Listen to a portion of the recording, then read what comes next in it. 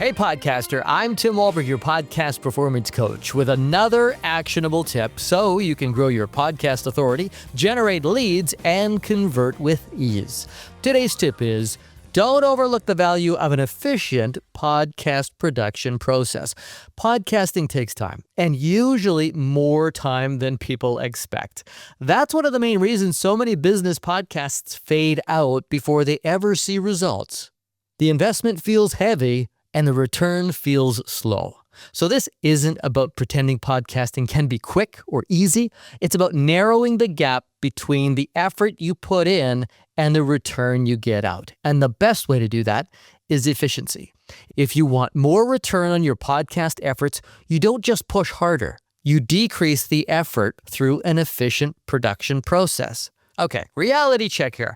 Most podcasters don't actually have a production process. They have a collection of tasks they react to each week. Usually after the panic thought, crap, what am I going to talk about on my podcast this week? They cobble together an idea, often after consulting with ChatGPT, record when they can, even if it's when someone's cooking in the kitchen or they have no energy because it's 11 p.m., then they figure out the edit as they go and call it good enough. They post when they remember, telling themselves it's okay if it's a day late. Eventually, they remember, oh yeah, I got to promote this thing. Or not. Does any of this sound familiar at all?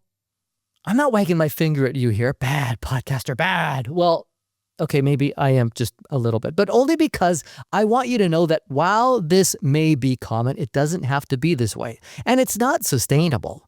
This kind of approach quietly inflates the time and energy costs of podcasting.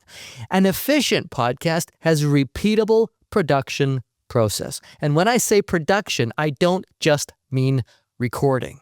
The production process includes planning the episode, booking interviews if you have guests, preparing your talking points or writing a script, then recording, editing, approvals, publishing, and promotion. That's the full cycle. If you interview guests, there are a few more steps in there, including research, gathering assets, and communication. So again, the podcast production process includes planning, preparing the content, recording, editing, publishing, and promoting.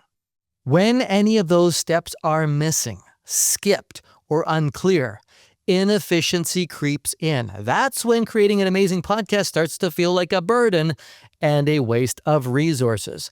So how do you make your process efficient? Let me give you the core elements. First, a consistent episode structure.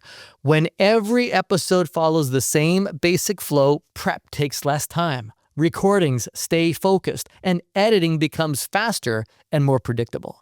Second, batching with intention. Batching isn't about recording 10 episodes in one day. Everyone has a different vocal and energy capacity. For some people, batching means 2 episodes. For others, 4. The point is that you're grouping similar tasks so you're not constantly switching gears. And batching applies to the entire process. Planning in one block, recording in another, reviewing and approvals in another, promotion in another. And the third core element of an efficient production process is a clear SOP. A standard operating procedure, or SOP, is your roadmap of tasks that are followed in order every episode. That means everyone knows what happens next, who is responsible for it, and where everything lives. Files are named consistently. Episodes move through the same path every time. Even if you're a solo podcaster, an SOP saves time by removing guesswork and decision fatigue.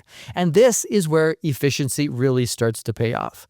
Without an efficient and documented process, podcasting starts to feel like too much work for too little return. Editing costs creep up, missed episodes happen, and eventually the podcast becomes the thing you keep meaning to get back to. I've seen it way too many times. The fact is, with an efficient podcast production process, the time and energy investment in your podcast stabilizes. And that makes it much easier to stay consistent long enough to see results.